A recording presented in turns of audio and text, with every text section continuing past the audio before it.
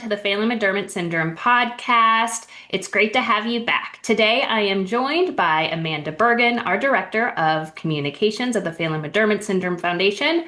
We're going to be talking about our industry relationships and what they mean, what they don't mean, and why it's important to the Phelan-McDermid Syndrome community. So, welcome, Amanda. Hi, it's so great to be here. Yeah, so, what do we mean when we're talking about industry relationships, industry partners? It's a term we kind of throw around a lot, but I really want families to understand what it means, and who we're actually talking about. I'm so glad we're having this conversation. And in full transparency, when my daughter was first diagnosed, so for those that don't know, I do have a daughter with Phelan-McDermid syndrome. Her name's Hudson, and she is actually going to be turning 11 next month. I can't believe it. But I remember hearing this term, industry partners, and I didn't know what that meant. And so I think that it's really important to take a step back and talk about it and what does that really also mean. So when we think about industry partners, they're primarily our pharma companies who either have current trials or even, treatment discovery development phase that's specifically invested in Phelan-McDermid syndrome. This is going to be Jaguar Gene Therapy, PYC Therapeutics, and Neuron Pharmaceuticals. These are probably the ones that we come up the most. We're more frequently posting about, but these are not the only relationships with industry we have. There's companies like Worldwide Clinical Trials that is more of this liaison that helps run those clinical trials for some of those groups.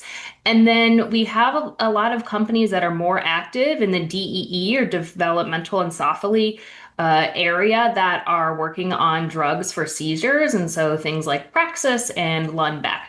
And so it's really not just limited to those three. There's a lot of industry quote unquote partners out there for us.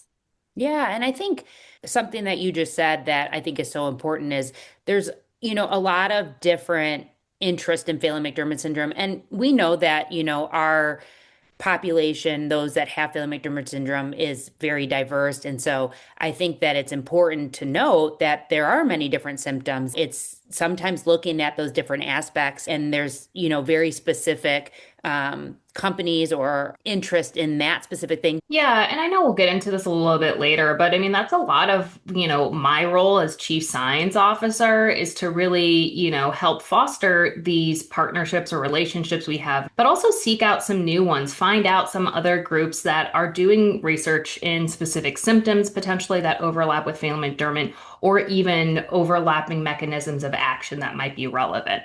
Kind of on the flip side, why is it important for PMSF to have this relationship with industry?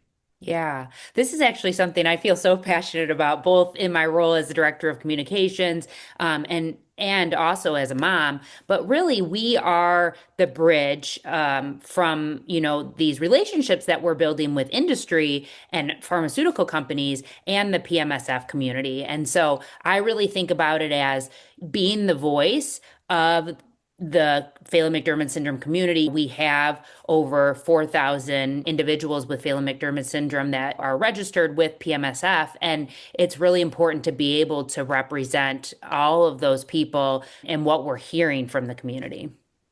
Yeah, I think it's become more and more apparent for pharmaceutical companies how important that lived experience is.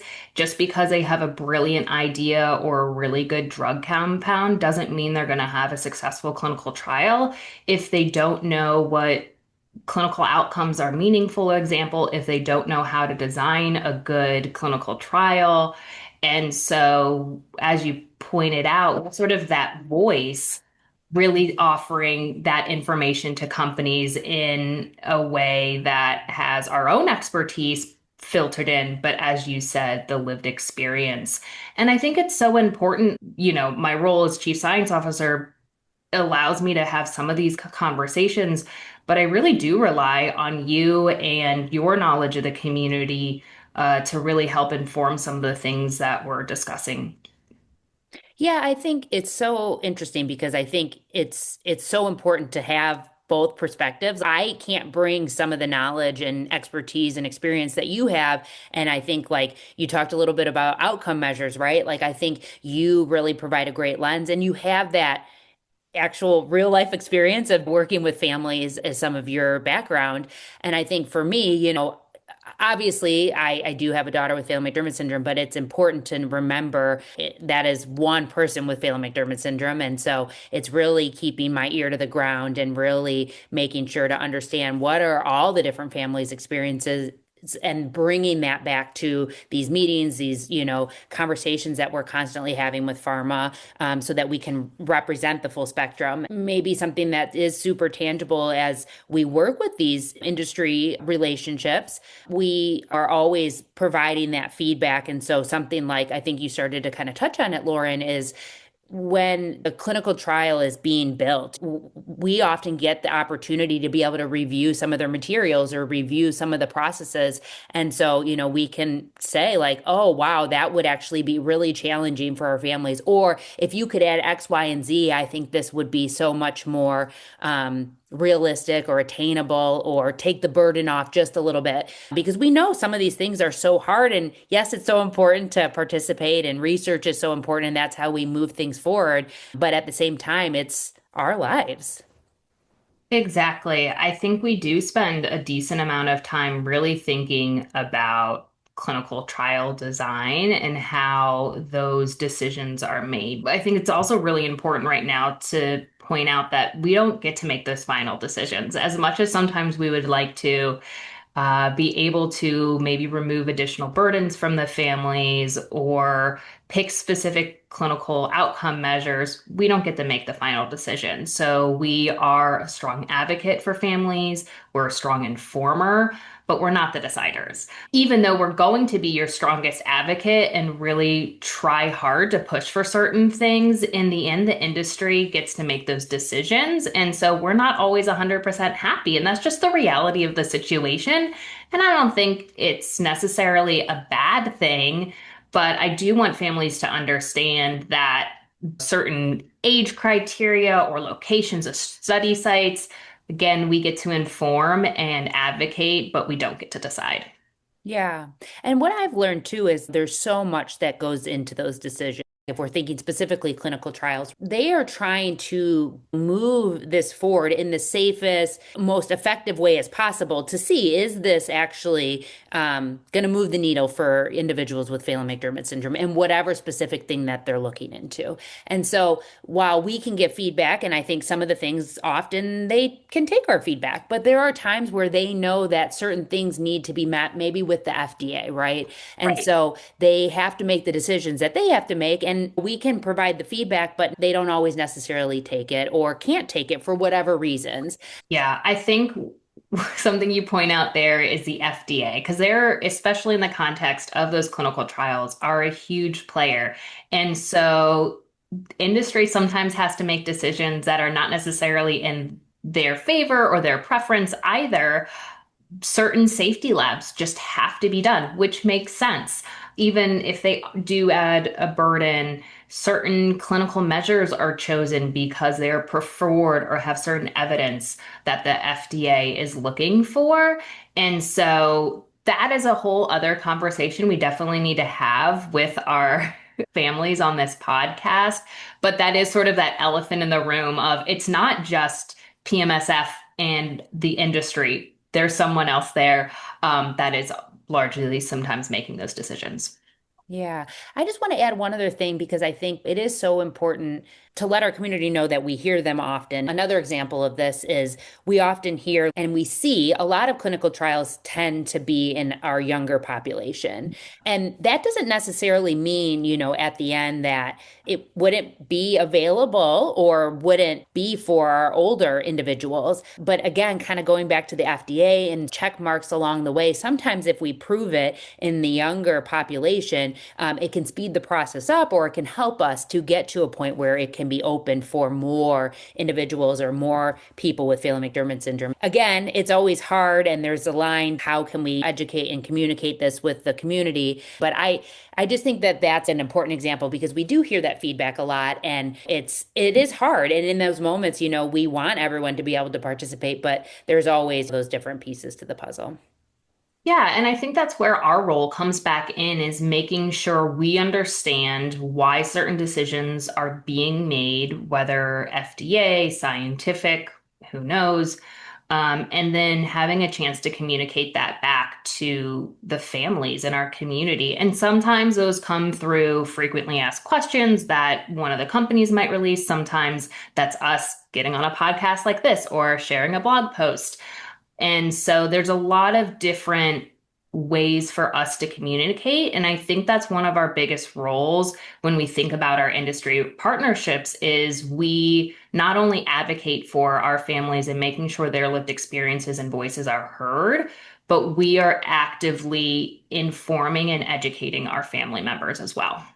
Yeah, we are the largest organization with the most registered individuals with Phelan-McDermid syndrome, which I think is really great because we have that experience, we have that information from the community. And so thinking about exactly what you're saying. What is it that we exactly do? And I think the number one thing is keep you informed. And I think that some of my job partnering with Lauren and then working with our industry relationships is helping to share all that information. And so we might get clinical trial updates that we need to share out, or often there's educational materials. And so we are always trying to break those things down. Sometimes it's preclinical findings, or like you said, Lauren, hosting a webinar or podcast. And a part of that is figuring out what is the best way to get this information out that is the most helpful for you. And so I guess I'm kind of doubling down on some of the things you already shared, but it's really important that you guys are also sharing back to us. Is this the way you want to receive this information? Mhm. Is this helpful? So, the more that we hear that information, the more we can better cater to the community. And I'm just going to put a little plug here. We are going to be having a survey towards the end of this year. So, it's still going to be a little bit, but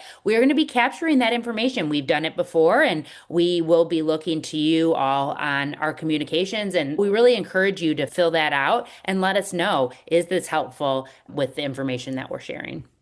Right. I mean, so much of my job, like you said, is the scientific communication piece and where we work so much together.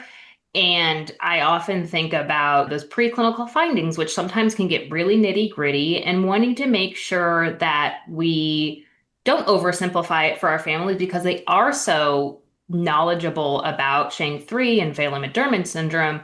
But I also want the material to be digestible. I don't expect families to just look at a graph and know exactly what it means. And so, what can we do to make that make sense, but also then what does this actually mean? And I think sometimes, as we've been working with our various industry, we are also helping educate them about the level of information and that is best to share. And while we can definitely help simplify things and make things a little bit more relatable or accessible, I think it's also important for our industry partners to learn what level of information is helpful to share. And okay, well, that slide's great. Can you, in the next slide, maybe make it a lot simpler?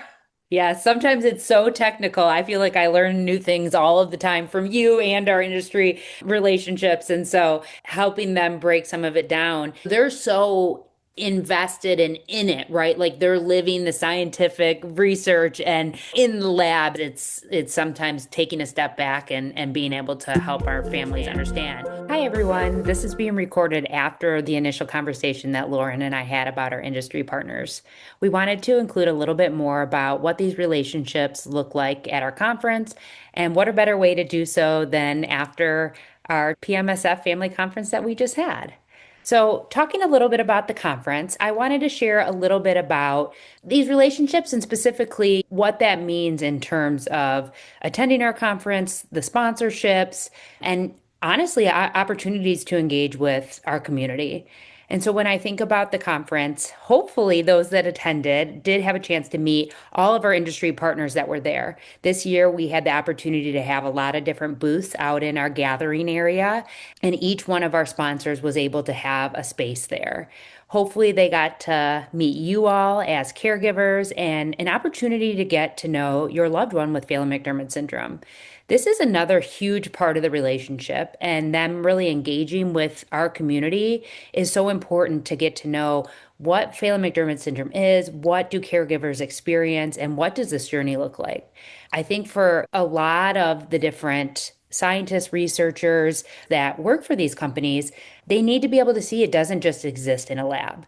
And so there might be an assumption that, oh, all of these industry relationships already know. And honestly, that's not necessarily true, especially like an example, if they're analyzing preclinical data, they're a couple steps removed. And so, one thing we've been told many times from all of our various industry relationships is how powerful this is. We had an opportunity to have scientific posters, some of which were with industry. And so, for those of you that attended the conference, hopefully you had the opportunity to engage with all of the industry, really sharing more about you and also learning about the work that they're doing. Finally, when we are talking about the conference, we honestly couldn't do the conferences without our industry relationships. This is a huge part of the conference, and specifically their sponsorships allow us to be able to have the experience that we had this year and at our previous conferences. Without their level of sponsorships, we wouldn't have been able to provide all of the different things that we were able to do this year. Some of the sponsorships allowed different levels of engagement and some one-on-one opportunities with you all.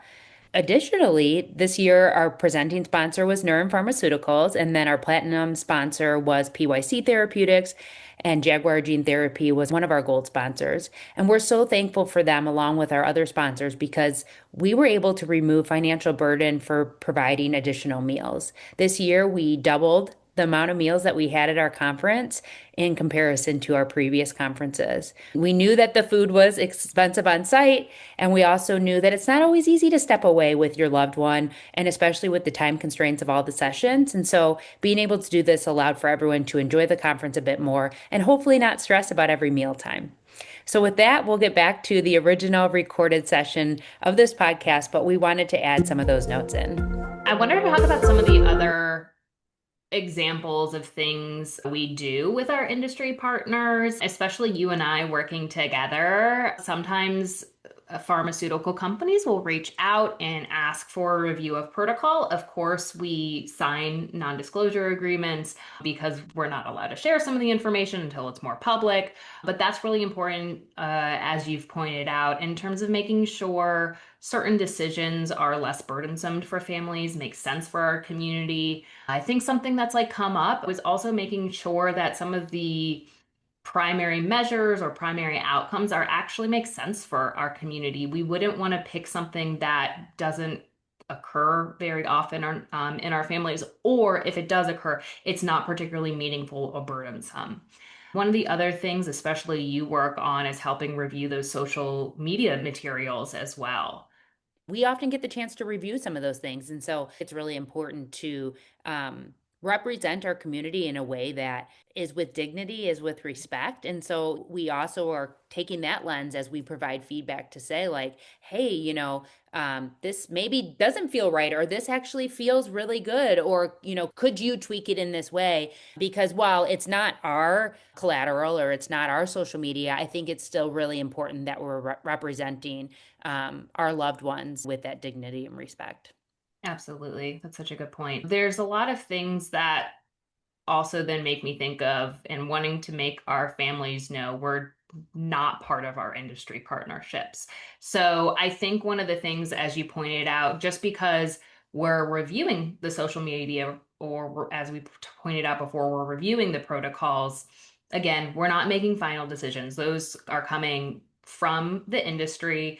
And while we're sharing them, it's not like we're giving them a full stamp of approval, or it's not like we're now endorsing one of those drugs. Our purpose is to educate and share with our families, but not to push or endorse or specifically recommend. But I definitely want to make sure if you are ever wondering about a clinical trial or a research study, whatever it may be, it's always important to consult with your medical team for your loved one. Again, we don't endorse or recommend any of the specific products or therapy or companies, but it is also important that you are, as a family, making the best decisions with the team that you have for your loved one as you move forward. Well, right. And, I'm hopeful in the future there is one or more FDA approvals for Phelan-McDermid syndrome, which does sort of give a check mark of that it's safe and effective, but that doesn't necessarily mean it's safe and effective specifically for your child. And that's why those conversations with the medical team are so important. Yeah. I think you said this before, and it's, I think, a really easy way to think about it is, we are here to provide information. We want to make sure you guys are the most informed. You have all of the information that we could possibly provide, but we are never giving advice of what you should do for Yep. your loved one. I know we've actually put that on our website a couple places because I think it is so important. And especially from when I joined the foundation 18 months ago, we're in a very different position with industry and with clinical trials. We have, Neuron has the first phase 3 study. Jaguar has the first in human AAV phase 1, phase 2 clinical trial for gene therapy. We're expecting PYC to have their clinical trial starting soon. And so I think that's also why we're coming out with this podcast because there is this increased options and opportunities for clinical trials. And so I want families to understand that we are here to educate and inform, but not necessarily tell you what to do. Yeah. And one thing I think as we're taking a step back and we think about these sponsorships or these relationships that we have, I really want to double down on our mission, our values will never be influenced or changed by our pharma partners. We remain very committed to our pillars of connect and care and cure, and we're not going to stray from that. And so it's something that we constantly are having conversations about. And as an organization, we stand behind our mission and we stand behind these pillars. And so I think it's just important to remember that as you think about what these relationships look like. Those pillars of connect, care, and cure, as well as our mission and values, often inform what we share and how we interact with industry as well. And we probably haven't even mentioned yet, which kind of seems silly, is that with most of our industry, we're meeting on a regular basis, monthly or every other month. And so we're meeting a lot with them. And I think one of the many reasons we're meeting is for them to fully understand those pillars and what our mission and values, because we know through those conversations and relationships we have with them, it's helping them change the way they think and how they present information and decisions they make. And again, they still get the final say in the end, but I think that's also important. Yeah, absolutely. So, all right, we've talked a lot, and I know we've only sort of brushed some of this, but what can our families do? Like now that we've kind of chatted about this, what are some of our calls to actions for families?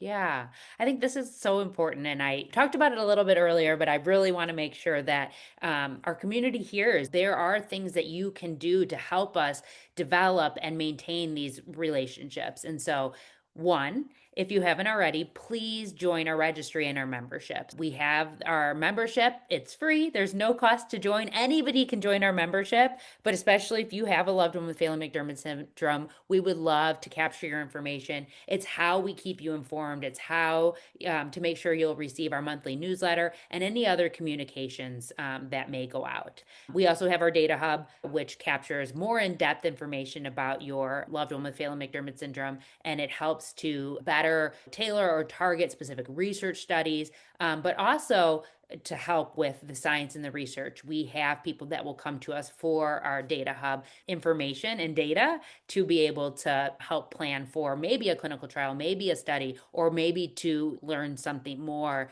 specific about Phelan-McDermid syndrome. Yep. And you Uh, mentioned earlier about the surveys, something that we do typically on an annual basis, a larger survey, but we have some requests for information kind of throughout the year. And so those are really important to participate because, like you said, that helps inform how we're going to communicate some of that information. Is it through email? Is it through social media? Is it through both? And then it also can help inform clinical trial sites. It can help inform more targeted clinical meaningful symptoms. I'm sure I'm forgetting some of the examples that you've historically done too, Amanda. Those surveys are so important, and we truly do use the information. We take it back, we analyze it, and then we make, decisions based on what you all are telling us. Then the last thing I would share is please engage with us on social media. We are able to send a lot more communications out on social media. We try not to bog anybody's inbox down, so we're not always blasting emails, but social media is a great way for us to get information out, especially more urgent or breaking news information. But what we ask is please comment. Please let us know if you have questions. This is the best way for us to hear what are you thinking? What questions may you have? What's important to you as you think about some of these things? Like Lauren said, we are meeting with our industry relationships about every month. And so we spend time in the meeting saying, like, hey, this is what we're hearing with the community, or hey, they might be really confused on this. Could we tweak some of the messaging so that it's a little bit more clear? And so the more you guys can engage there, the better. And just as a reminder, for those of you that don't know, we are on Instagram, Facebook, and LinkedIn. So those are great places to follow us. Yeah, I want to emphasize to families that you and I are pretty regularly on our social media pages, checking comments and everything. And I think this has been a really important way for the community to tell us what's on their mind, what's going on.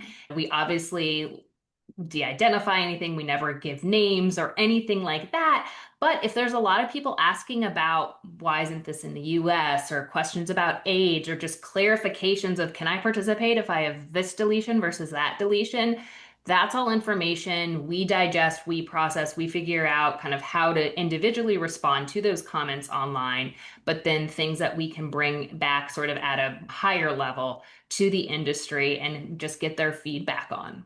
I think this is a good place to end. And so I hope you guys join our membership, participate in our surveys, comment on our post, hopefully, maybe the next one that we have. Yeah. Well, thank you so much for having me here today, Lauren. Of course, thanks for working with me on these industry partnerships as well. So, bye, community. We'll talk to you later.